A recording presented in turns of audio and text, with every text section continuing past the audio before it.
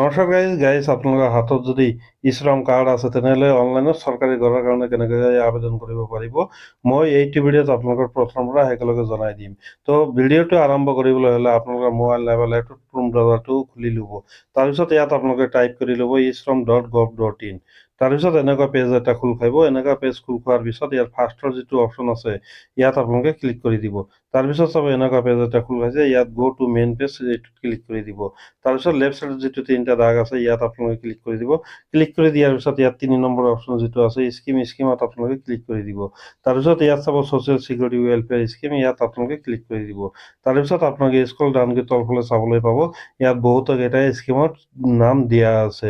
আপোনালোকে পাৰিলে এইবিলাকতো আপোনালোকে এপ্লাই কৰিব পাৰিব আৰু এইবিলাকৰ যিটো এলিজিবিলিটি ক্ৰাইটেৰিয়া সেইটো মিলি গ'লে আপোনালোকে নিশ্চয় এপ্লাই কৰিব পাৰিব। তাৰপিছত ইয়াত দিয়া আছে চাব প্ৰধানমন্ত্ৰী আৱাস যোজনা গ্ৰামীণ যিটো এইটো স্কিমৰ নামটো ইয়াত দিয়া আছে। তাৰপিছত ইয়াত দিয়া আছে চাব এলিজিবিলিটি ক্ৰাইটেৰিয়াবোৰো দিয়া আছে। যেনেকৈ মই দুটামান এলিজিবিলিটি ক্ৰাইটেৰিয়া আপোনালোকক জনাই আছোঁ।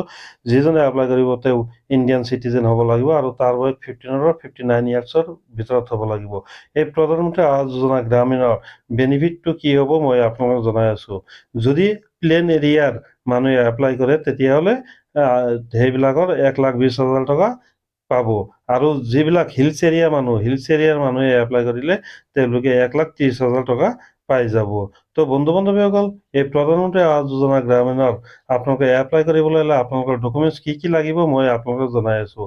আপোনালোকৰ PAN card, Aadhaar card, voter ID, ration card আৰু শ্ৰম কাৰ্ডটো থকা বাধ্যতামূলক। বন্ধু বান্ধৱীসকল, আজিৰ ভিডিঅ'টো এইখিনিয়ে আছিল। আপোনালোকে মোৰ ভিডিঅ'টো ভাল লাগিলে মোৰ চেনেলটোক ছাবস্ক্ৰাইব কৰিবলৈ নাপাহৰিব।